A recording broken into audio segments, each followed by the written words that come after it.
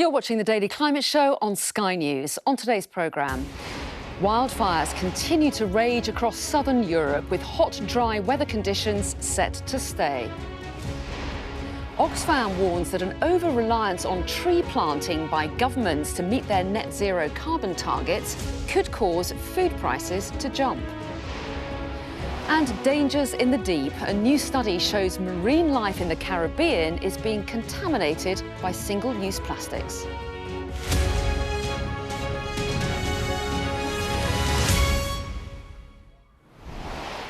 Hello and welcome to the UK's only daily climate news show, where we have continuing coverage of the extreme heat wave that's hit parts of the Mediterranean, and in particular the wildfires that have been caused by the extreme heat. We start with Turkey, where fires are continuing to rage across the country. Extreme heat conditions have made it easier for the fires to ignite and to spread. Well, authorities there have launched an international appeal to help tame the fires that have killed 8 people in recent days. Thousands of people have been forced to flee their homes in the south of the country, with coastal areas amongst the worst affected. Well, our special correspondent Alex Crawford is in Turkevleri in Turkey, where firefighters are trying to prevent the fire from spreading. There are still lots of pockets of fires which they're trying desperately to dampen and put out, with fairly limited success. You can see the fire is sweeping across the forest mountains, and every time they put out one lot or try and dampen it down, it moves across. The winds don't help it at all, and what they're trying to do is prevent the fire from encroaching onto these tourist buildings. They've been evacuated, there's no one in there, but they're trying to prevent the loss of these buildings and of the power station, which is just a few kilometres away. They have got some air support, but they're urgently asking for more. It's patently inadequate. And there's a lot of anger about why it's taking so long to bring all of these fires under control. Fresh ones are breaking out all the time. We're now in the 7th day. And if you thought climate change didn't affect you, then this is probably proof it does, with temperatures soaring and expected to rise even more over the next few days and certainly long into the week. They're saying that humidity is very low. The forest here is very, very exceptionally dry because of these exceptional temperatures. And these conditions are proving to be extremely challenging for all the firefighters and the authorities. And it's not just Turkey that's feeling the impact of this intense heat. Temperatures have reached above 40 degrees Celsius in parts of Greece, with fires spreading there too. Authorities have described the heat wave as the most intense in more than 30 years and have advised people to avoid direct sunlight around midday. Well, our Europe correspondent Michelle Clifford is in Pacynthos in Rhodes, where it's becoming increasingly inhospitable for residents and for tourists. Well, clearly you get high temperatures in Greece over the summer. That's part of the reason people come here on holiday. But this is being called the worst heat wave in over 30 years because there have been persistently high temperatures over a long period of time. And those temperatures, coupled with strong winds, have created a toxic mix for firefighters and the military trying to contain forest blazes. Now, the priority is to stop those blazes reaching residential areas. But this week, some villages had to be evacuated. We spoke to some of the residents forced out of their homes. They told us they have noticed changes over the summer period, things getting hotter in recent years. I asked them why they think that's happening. They said climate change. They acknowledge that they have a role to play in making things better, reducing their energy consumption, but some said the big polluters have to be taken in hand by the government. Now, the Greek Development Minister was here today. He said climate change absolutely has to be addressed if we're not going to see these sorts of events repeated summer after summer. In today's other climate news, St Lucia's Prime Minister Philip Pierre is urging rich nations to ramp up climate finance to Caribbean states vulnerable to hurricanes. The pandemic has hit the Caribbean's tourism-dependent economies, meaning there's less money available to the islands to build homes that can withstand the extreme weather. Scientists warn global warming is causing severe hurricanes to become more frequent and out of season. Changing sea levels can affect how often volcanic eruptions occur on a Greek island, according to a study published in Nature Geoscience.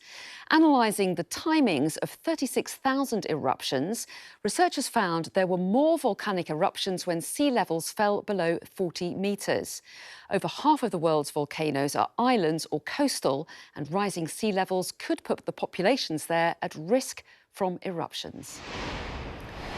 And a contest to preserve the pyramid of the feathered serpent from climate change has been announced in Mexico. Air pollution and acid rain has caused the pyramid to deteriorate, so entrants have been asked to design a roof structure that can protect the ancient monument. The Mexican Institution of History and Anthropology, who launched the contest, say climate change is forcing them to take drastic measures to conserve the ruins. Governments and businesses have made commitments to significantly reduce their greenhouse gas emissions, with many promising to reach net zero in the coming years. Well, a new report by Oxfam has found too many of these promises rely on planting trees and restoring forests on land that's needed for crops to feed a growing population. It estimates it could push global food prices up by 80% by 2050. Well, here to explain more is Danny Sriskandaraja, Chief Executive of Oxfam GB. Welcome to you. So explain to us a bit more the downsides of using tree planting as a way to reach net zero goals. What are your concerns? Well, as you know, and your viewers will know, there are lots of upsides to using trees, but the problem we've calculated is that once you total up the sort of net zero commitments that big companies and country or governments are making, you end up with a ludicrous total of the land that's going to be needed in new forests. And our estimate is that it could need as much as 1.6 billion hectares between now and 2050 of new forests in order to meet the net zero targets. I mean, that's the area of 5 times India, for example, and it's equivalent to the amount of arable farmland that's in use today. And so if, you know, that sounds to us like a ludicrous amount of land that's just impossible to reach. And of course, even if we came close to meeting those sorts of targets, the problem may be that we'll be using valuable, precious farmland and planting that with trees, with forests, rather than using it to grow the food that the world population will need. And, you know, we're already seeing rising hunger, rising food prices. And if there's a sort of land grab for carbon sinks for new forests, this is not going to help in terms of the fight against poverty. And yet a lot of people say it's a vital tool in reducing carbon emissions because trees suck in carbon and they're also really good for biodiversity as well. So what are you suggesting as an alternative? Well, I think just to clarify here that, you know, it is a vital tool, but it doesn't seem quite right that the world's largest oil and gas companies, for example, continue to exploit new fossil fuel fields, you know, plan to be pumping out new carbon and then are planning to offset that with new forests. And that doesn't seem right, because what we really need is urgent action to reduce emissions quickly, dramatically. It also means not opening up new fields and new production of oil and gas. And so I think that's a problem there. The other one, of course, is that a lot of the most intense ways of capturing carbon involve large monoculture forests, you know, using trees like eucalyptus or acacia. And that might be great at capturing carbon efficiently, but it's not necessarily good for sustainable agriculture, for biodiversity, for community-based agroforestry, which might need a different approach. And so we're really calling for urgent action to look at exactly what lies behind the net zero targets. And of course, if it includes forestation, that's great, but let's also be sensible about how we approach that afforestation as well. Danny Sriskandaraja, thanks very much indeed.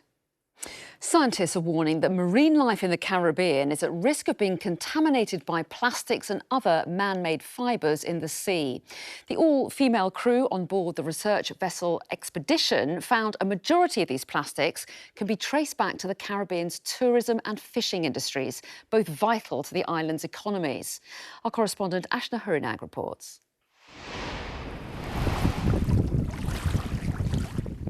Unsightly, unwelcome, and for a postcard destination, undesirable. Plastics on the shores and seabeds of Caribbean islands are threatening their futures. This is the finding of a pioneering all-female crew of scientists who have spent over 2 years analysing samples on land and sea. Already see right here a pretty chunky piece of white microplastic. Feels really stiff, it's got a jagged edge.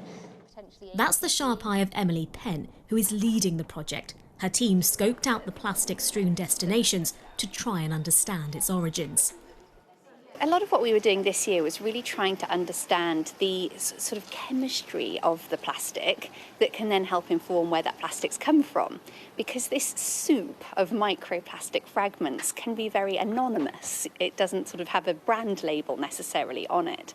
And I think we were maybe expecting that it would be very obvious where a lot of the sources had come from.